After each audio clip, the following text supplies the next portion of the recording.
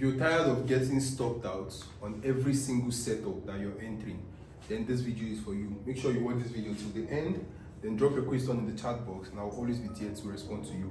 Now, the problem most people face when it comes to trading is not determining the direction of the market. The problem most of them face is being able to place your SL where the markets would not retrace from. Now, it is one thing to say this market would move from point A to point B, meaning this market would sell, and it's another thing to enter this market where this market will not take you out. Do you understand? Now, if you don't understand where the stop loss hunt is, then definitely you're going to be stopped out. Now, let's look at this chart for example, okay? Let's look at AUD/USD for example. Now, AUD/USD, the reason why I choose to use this pair for this video, which I will also dive into NZD/USD, is because pairs like this often gives us what? Multiple week rejection. Now, these weeks can easily take you out of the market before the market will move in your direction. Now, this is a what? A lower high, lower low, another lower high, lower low. Then this market, you can see how the lower highs, right?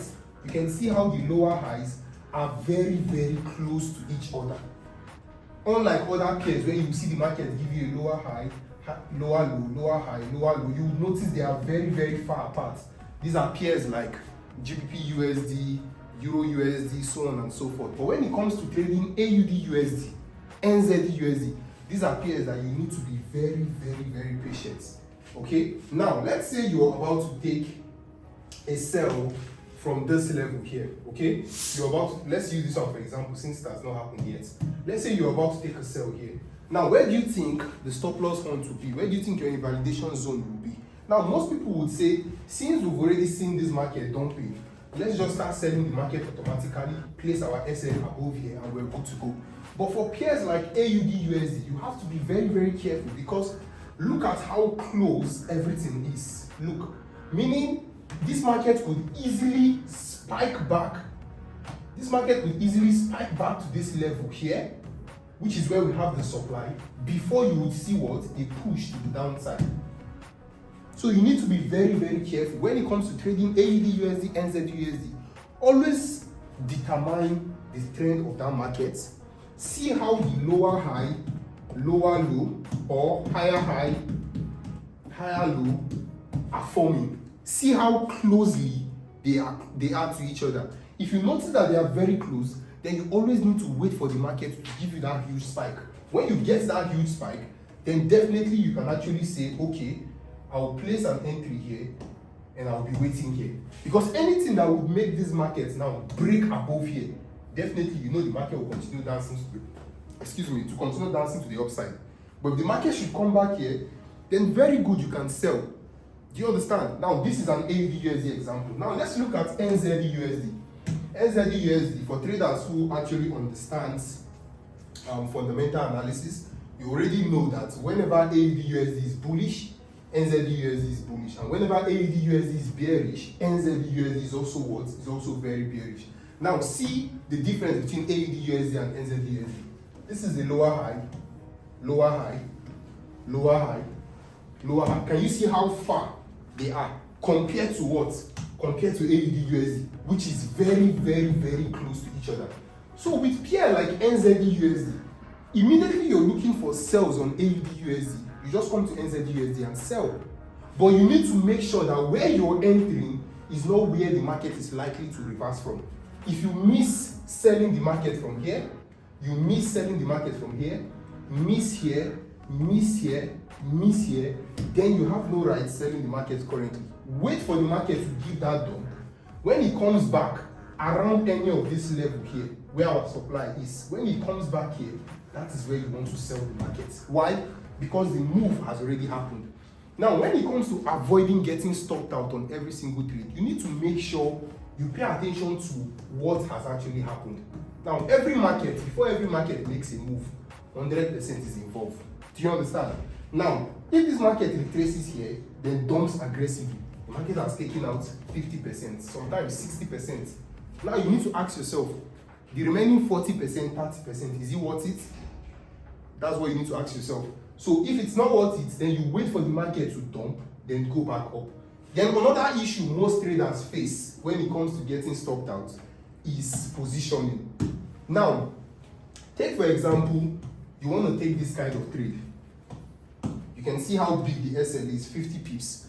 Now, if you're taking a trade like this, then you're taking another trade like this, okay? Then you're taking another trade like this. The mistake most traders make is that you will use one lot here, one lot here, one lot here. But forgetting, if you get stopped out here, you would lose $500 with one lot. If you get stopped out here, you will lose $300 with one lot. And if you get stopped out here, you will lose just $80 with one lot. So you need to understand that this is something that nobody will teach you, but I decided to just break it down because a lot of people get stopped out and they will get angry because they were not positioned or ready for it. The bigger your SL, the smaller your position. Do you understand? The bigger your SL, the smaller your position. Meaning, if your SL is bigger, you need to use a small lot size. If you're taking signal from signal group, VIP signal group, wherever you're taking signal from, or you're giving yourself signal, whenever the SL is very big, reduce your lot size. And if the SL is very small, that is when you should even go aggressive and see what would happen. Do you understand? Because you know, if you use 10 lots here and the market hits your SL, you will lose $800. And if you use 10 lots here, you end up losing up to 5K. Do you understand? So whenever you notice the stop loss is smaller, that is when you should what? That is when you should use a bigger lot size. This is something that you should learn. Stop loss, the reason why most traders are not profitable is because every single person is looking for a sniper entry. Everybody just wants to sell or buy, then the market should move immediately. But what if the market retraces? How much are you willing to lose? Are you ready for that? That's it. Now, I'm giving you an example on NZD, AUD, USD. Now, let's look at GBP USD. GBP USD is almost the same thing as NZD USD. You can see the gaps. See the gaps. But now we've not gotten a retracement. Can you see? We've not gotten any major retracement. Now, if you want to sell this pair, you need to wait for this market to break here, come back to retrace here, then you sell. Or, since we have liquidities resting here, if you've not watched my liquidity video, please scroll up and go watch the video.